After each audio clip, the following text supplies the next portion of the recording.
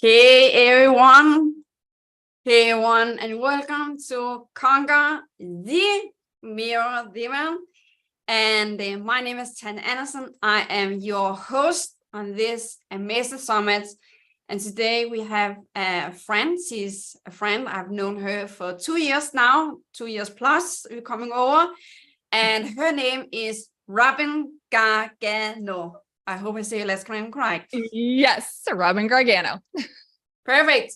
So guys, why did I pick this lady, as you see, and we will dig into the topic and who she is in a bit. So I was really reaching out to Robin because I know her for 2 years and it has been a 2 years break on our relationship. Very interesting. And when I really know her for 2 years ago, she is Publish, if I say that correct, her book. And before that happened, when she was really sharing about her own stories, her own wisdom, what she had been through, it's really hit me because I can really relate to her stories. And she is really bold and brave to share things that most people do not want to share. Also speaker on this amazing summit. And it is a huge blessing for her to choose this, because she really have a voice that really breaking the silence and healing the violence. And I really honor and admire her with that. So welcome, my friend. Thank you so much. That is so nice. Thank you. I love you so much. I appreciate that introduction. I'm so honored to be here with you. Love you too, my love. Okay, Robin, please share a little bit about who you are and your amazing company as you are thriving entrepreneur in. Yes. Awesome. So I'm Robin Gargano. I'm a mental skills and resiliency strategist and coordinator. I'm also an energy medicine practitioner, and we'll get into what that means. But basically, I align the body and the mind so that we can live a free and full life. We don't shy away from our emotions. We use them to guide us. They're our best teachers. And how did I get there? There's a story involved in that, and it's my why. And so I will share a little bit of the story so that you can understand why I went in this path, because I had a totally different life before this. I owned an event planning company. I was married to my first husband, all of these things. And when I met my husband in college, it was the fairy tale, it was the dream. We started to try to have a family, and that didn't work out. And we suffered 7 miscarriages along the way. And through that, we had a brief separation, not knowing if we were going to get back together or what path we were going to go on. But during that separation, he ended up dying in a plane crash. And that is when my world went completely dark. I had experienced things that I had never experienced before in my life. I lost cognitive function. I couldn't speak. I couldn't string sentences together. I lost a drastic amount of weight. I'm 5'8". I was 117 pounds, not because I wanted to be, but because food was not a thing for me anymore. And as an Italian, that's a pretty big statement to make. I love eating, and that had stopped. I would put my keys in the refrigerator. So depression, darkness, for the first time, understanding what it was like to not care. And I never experienced that before. I'm by nature a positive person, and to have that kind of emotion was very scary, but I knew that I needed to understand it. So I got to the point where I was like, I want to learn how to smile again and really mean it. And so I started to study grief, the neuroscience of the brain, understanding the chemistry in which we work and how we tick. Fast forward 1.5 years later, my brother, who is my best friend in the whole world, he had a baby girl, and he was a recovering substance abuser. He ended up dying in his sleep after going through recovery, and his body was just shutting down. So thus again, the cycle began, and I became the guardian to this baby girl, and he had another one on the way. And fast forward again to more grief, understanding more emotion, understanding what it's like to live without your best friend and then your husband. And then this other baby girl was born, addicted to opioids. And we spent 17 days in the NICU while she recovered. Fast forward again, a year to the day before she turned 1 year old, I ended up adopting both baby girls, became a mother. I met a new wonderful man. We've gotten married. I have 2 amazing stepdaughters, and now we are a family, 4 kids, a beautiful life. So I got everything I wanted in the complete opposite way in which I thought I would get it. And that's how I learned to trust the process in this life. And we don't even need to know the why all the time, but that is what got me to this path: transformation, understanding people, watching them transform, going through their emotion. That is what led me into this career path. And I started in the grief and resiliency space. And now I specifically work with athletes, but the general population as well. So that is what got me to where I am. That is my why and my passion and drive to serve this world.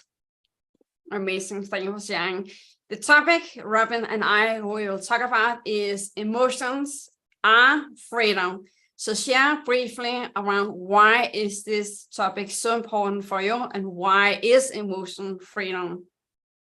Because as authentically as I thought I was living in my life prior to all of this, I realized that I lived in perfectionism. I lived in overthinking, analyzing, trying to create this facade. And I was trapped in this cage that I had created for myself. I did this to me, not even really consciously knowing I was doing it, until I ended up becoming vulnerable, really diving into authenticity, studying it and understanding it. It doesn't matter what anybody thinks about my story. It doesn't matter what anybody thinks about what I'm going through. What matters is that I know that my emotions are the gateway to open that cage, let that bird fly, understand that my freedom is what I make it, not the facade that I let everybody create for me, that I created for myself, living up to other people's standards and judgment. That's why it's freedom. Taking these emotions as power, not hiding from them. We're all connected, right? We all have the same emotions. Why are we hiding from ourselves as human beings? Congratulations, everyone. You're a human. And we get to share in these emotions together. And that is freedom. It's so interesting. It's so interesting when, like, I love to talk about emotions and dig in it. Like my last coach in a leadership program I was coaching, he said he had never met a person that loved her nerds so much as me. It's just like, you digging in them, you are discovering them, you're giving them tasks to do, and you work on it and let it go. It's just like, oh my God, it's so interesting to get in and see, what is this about? Exactly. It is so interesting. And it really is those nerds that come up. They're trying to tell us something. Like, stop being such a nerd to yourself. Like, a nerd can be beautiful too. So listen, they're our best educators, these emotions. Why do I have them? How do I dissect them? And what do I do with them? Right? They don't define me, but they're a part of me. So I get to learn how to use them as my power. Exactly. And one of the things I discovered in this week and also today was a new emotion I never get in connected with, and it is embarrassment. That's really kicked me in the butt big time. I was like, whoa, I've never experienced this before. I thought, like, to be misunderstood was my biggest nerd of them all. I have no clue. No, it was not. Embarrassment, that freaked me out on so deep level. It is so long time since I have been like, so like, I'm running away. And we can all relate to that, right? We've all been embarrassed before. But what's embarrassment? It's still very new for me, to be honest. It's just like, it's so uncomfortable. It is so uncomfortable for me to be in that emotion, to be honest. It is very new for me. Of course it is. But guess what? It's natural. We're not supposed to be perfect. So why do we think that we are? Why do we think that everything that comes out of our mouth is supposed to be so poignant? When in reality, we flub, we mess up. That's how we learn. Yeah, it's embarrassing. Okay, but I bet I did something super embarrassing just the other day. I bet everybody can relate to that. So let's have grace with each other with that. Let's have grace of, like, I know what that feels like. It's super uncomfortable. Well, let's give that person some space, right? And let's give them that service of, I got you. We've all been there. That's how we share in this life. Yeah. Yeah. And definitely like what is really important for you that is watching this interview is also like one of my biggest nerves don't need to be your biggest nerves. You have other emotions that is like really kicking you in the butt and doing funny stuff and you creating hot moments in it. So my nerves can be totally different for you. Like for Europe and like for you to be embarrassment can be so peasy for you to explore that. For me, it can just freak me the hell out compared to some other emotions can be easy for me and it can freak you out. So to you, the audience, it is totally different how we are around different kind of emotions, and we get to explore them with grace and definitely with some go in them as I see it as a little kid and have some self-care and self-love around it, because there's something in there. What I'm experiencing around embarrassment, I've never get connected with that whatsoever. Like I talk about to be messy, to be imperfect and all that, love that shit down to earth. To be embarrassment, that freaked me out, that emotions. So it's very interesting to dig in to see what that is about, because definitely there's something in it that up to this point I have not been aware about and that needs healing. Absolutely. Somewhere along the lines, you got so embarrassed by something at some point that now that it's coming up again, it's a triggering effect to you, right? So there's a trapped emotion in there somewhere on a cellular level of embarrassment. And now it's come up again. And so whenever you mess up and you are embarrassed by it, it's probably tenfold of what it could be, because you've got this instance that happened and your body, right? It's like muscle memory. Your body is remembering it, bringing it back up, and it is so elevated at this point. That's why energy is so important. We need to learn how to get rid of some of that toxic energy so that when embarrassment happens, it's not as bad. Yeah, there's different ways how to dig in it. So you have said a little bit about it. What is one area in your past that has been one of your most challenging moments to be in before you making the shift in your life? The saddest moment? The most challenging, one of the challenging moments.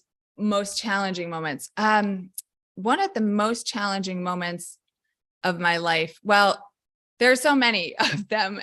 Prior to all of this happening, life was good. And I was like, I wonder when the challenge is happening. And then they all kind of piled up.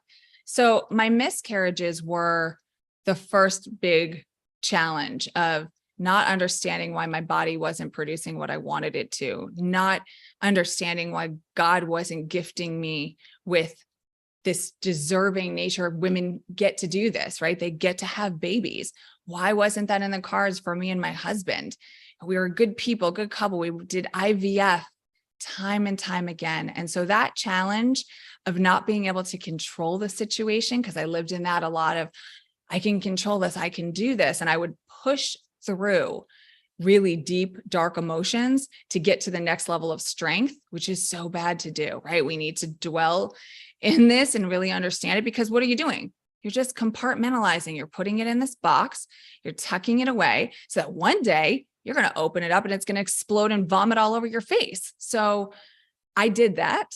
And the challenge of the grief of each of those losses and not knowing why or how, or that I couldn't change it or fix it after doing everything, acupuncture, eating, energy healing, whatever it wasn't meant to be. And so that was the first biggest challenge that spanned over almost a decade of time, and understanding that you can't control it all. And there was a purpose. At the time, I had no idea what the purpose and the plan was, obviously. But that was the biggest challenge, learning that I had to surrender to life. Yeah. So what was one of the emotions in that past that has been one of your biggest emotions to deal with, that is your biggest wisdom today? Understanding the impact of grief and how that emotion translates into so many others. So, hopelessness, helplessness, lack of control, judgment, right? There's so many things that come with grief. Disenfranchised grief, other people not understanding a situation. And when we had a separation, my husband and I, it almost felt like I wasn't allowed to grieve his death and grieve the loss that we had shared. So there's so many layers of grief, and understanding that grief doesn't always come in a death form, right? Grief is loss of a job, loss of a home, loss of your own being, right? Your own reality. And so when you was around grief, like, why was that the most challenging emotion for you to be in? Like, share a little bit about why that was so challenging for you to be in. I'd never experienced it like that before. I lost grandparents. I lost people that you would expect to lose, right? The process of life, the cycle of life. This was tragic. It was hopelessness and helplessness were the two biggest under the umbrella of grief. And the challenge was not being able to figure out why I felt this way, where my life was going, how I was going to rebuild. It felt like I was suffocating. Like I couldn't breathe. I couldn't catch my breath. So the challenge was understanding that I get to find a peace in this somewhere in this tragedy. There is a beauty in here somewhere. I have no idea what that is. And that statement sounded so silly to me at the time when it popped into my head. But every emotion of darkness that I felt that I'd never experienced before was almost just a shock to the system. My whole body just shut down. So the challenge was figuring out how to live again. And in a meaningful and passionate way, right? Not living because of the circumstance, not living in spite of it, but living with a purpose and a plan to go forward with it and to live a thriving life. What was one of your or three of your turning points to really owning that and healing your grief and really find the freedom and superpower that was hiding in you? Awareness, having awareness. How did you create that? I journaled a lot. And journaling to me is one of the best methods to release anxiety, lower your blood pressure, find out your blind spots in life. And I would just journal. I'd listen to music. I did music therapy, and I would just, anything that would come into my mind, I would write down. So what does this mean? What do I need to be aware of? What are the things that are popping into my head? What am I missing? What do I not see about my life and myself? Having awareness of where I stood, right? And then really line iteming that out, monitoring my grief, which is how I came up with what I call now the grief gauge, tracking every day how my emotions were doing. And I would color code it. Like, am I feeling yellow today? Am I feeling gray? Whatever those colors meant to me. So keeping a log of how I felt in order to be like, listen, if I'm having like all these gray weeks, I'm going to figure out how to become aware of what I can do to transition that. And then training the mind to find new perspective. So when we work in mental skills and positive psychology, we want to reappraise situations. So I want to take something that's negative and I want to figure out the opportunity in which I can grow from it. So because this happened, now I get to look at it in this way, right? The loss of my first husband brought me to my next husband. The loss of my brother gave me the biggest gifts in this world, which are my children.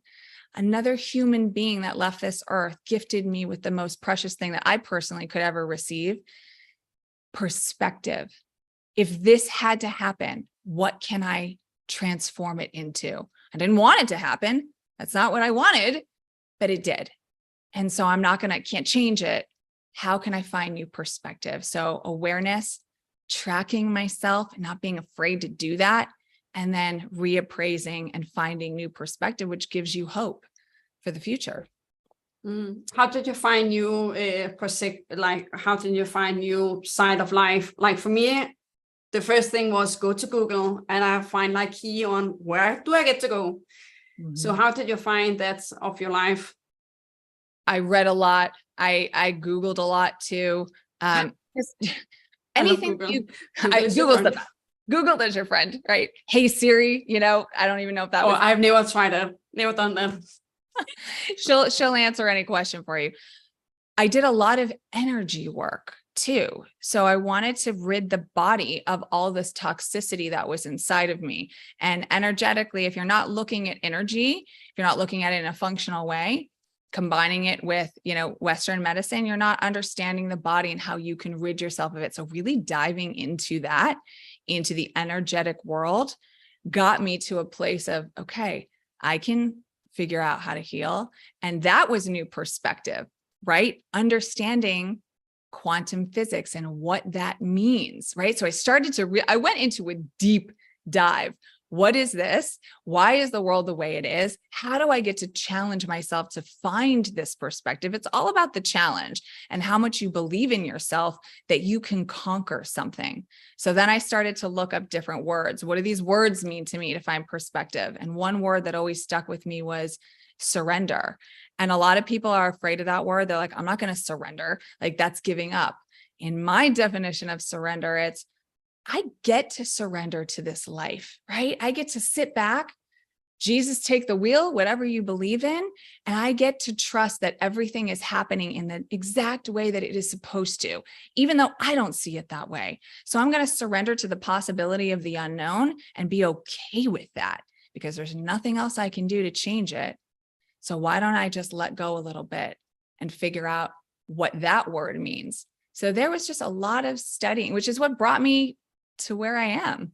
I'm an analyzer, so I studied everything. It's very interesting with like how we are around different things, because when I learned to surrender myself for the first time in 2019, definitely 2020, when I was in the jungle in Guatemala, my whole body was telling my brain, you are going to die. Like I have a physically body reaction on it. When I like surrender more, I could not come nowhere. I was shut down. The corona was hitting the world. I was living in the jungle. That was the facts. I could not move. Wow. And there was the time where I really learned to surrender, to be in anxiety, what do you call it? I have like anxiety. I have like my body was shaking. I was puking. I was like not feeling good, etc. Because I feel I will lose the control of my life, like my whole body. And when I will learn to be in nature, be silent in nature, that is always the biggest key and element for me to calm down. I learned to let go, and that was not so scary for me. There was a jump for me to be in so that I could learn what was surrender exactly, and it was safe for me. So for me, there was a bridge I get to grab or go over so that my body know when I surrender it is safe for me to do that. That's beautiful. I mean, that takes real courage to be able to do that. And you being in nature, right? Your pull towards the wilderness is your energetic pull towards the world, right? It's called grounding. And for those of you that don't know what grounding is, when you go into the earth, you just walk barefoot in the grass, or you lay down, you let the sun hit your face, you touch a tree. Okay. I know people are going to make fun of me for that one. You're touching, kissing, hugging. Do it all because you're taking in the energy of the earth and what the earth gives us to rejuvenate, right? That's what everything in this planet is energy. Everything combined, plant, gas, animals, people, inanimate objects. So why wouldn't you take all of your resources and go and use them? I did the same thing when I was healing. I do it now. I go lay in the grass. I go walk barefoot in the grass. I mean, it's and just sit there, right? Stop thinking about it all. Just breathe it in, be grateful. That's another thing. Find gratitude in something every single day. Wake up, have it be the first thing that you say in the morning. I am grateful for whatever it is. And it starts your day off on such a positive path. Regardless of what happens throughout your day, you can go back to that one moment that you started the day off with and be like, all right, got it. It's not going to solve it all. It's going to give you perspective. Definitely. Like I can really feel like in my whole nervous system and my clarification and my focus and my clinic situation, if I choose to say no to connect with nature, like in the morning, like really be connect with nature, like touching leaves, hugging trees, be silent, like do some touching, body touching with nature. it's very funny what happened in my day when I choose to say no to that. So it is critical for me to have my foundation with nature in the beginning, because I always touch back to that moment I start my day off when something happens, like on the day that is challenged, because as entrepreneur, there's always challenge. And sometimes it's just like, here you are. Hello. Yeah, always. Yeah. Right. I mean, I cry sometimes, like thinking about how hard it is, of like the overwhelm, right? Yeah. Just gotta let it out. Let it out. Just release, right? Release and restart. Yeah. Okay. Now I'm better. I'm not all better, but I'm a little bit better because I just let it out, right? I'm not trying to control everything about me. What can I control? I can control what goes on up here, right? And I can control how I find perspective with my situation. Life is going to happen all around us, right? And we don't want to stop that, right? We don't want to stop adversity. That's another thing. When you accept adversity into your life, you're accepting life because it happens. How are we supposed to understand joy and celebration if we don't go through the suffering and the struggling? It's imperative. Oh, yes. The biggest word I can tell myself that's coming myself down is like, there is a meaning with it. There is a meaning with it. Just like, okay, there's meaning with it. The wisdom is coming. The wisdom is coming. It will be here. It will come. I'm ready to receive. Exactly. And sometimes we just sit there and nothing's coming because it's not time yet. Okay. So just trust. True. And that is like trust, surrender, and just like trust the process. It will come when we choose to go off the zone. Like, give me it now. I want it now. It's like, no, it's not coming when you're like, no, because you're trying to force it, right? We're trying to control everything. But we need to work at it. So in the mental skills world, like if you are not working your mind, right? If you're just kind of letting it go and thinking, I'm not deserving to understand how to mentally perform every day, right? We get to do something every day, whether that's a journal prompt, whether that's, I don't know, read 20 pages in a book. You have to mentally do the work in order to grow beyond yourself. So if you want it, then you're going to get it. If you just think that it's going to happen and come to you, you're going to stay stagnant in the same place that you've always been. We have to train ourselves to get there. Exactly. So short around, before we are sharing about your amazing freebie, is share short around, we have touched a little bit space on it. Why is vulnerability the greatest superpower to freedom? Vulnerability, my girl, Brene Brown. Oh my God. My spirit, human, animal. Okay. People think they're being vulnerable. I did. I totally thought I was being vulnerable growing up. I go, I wear my heart on my sleeve. Oh my God. Oh my gosh, I'm so good at this. No. Okay. I'm only going to share just this much so that I don't sound like a crazy person, like this much.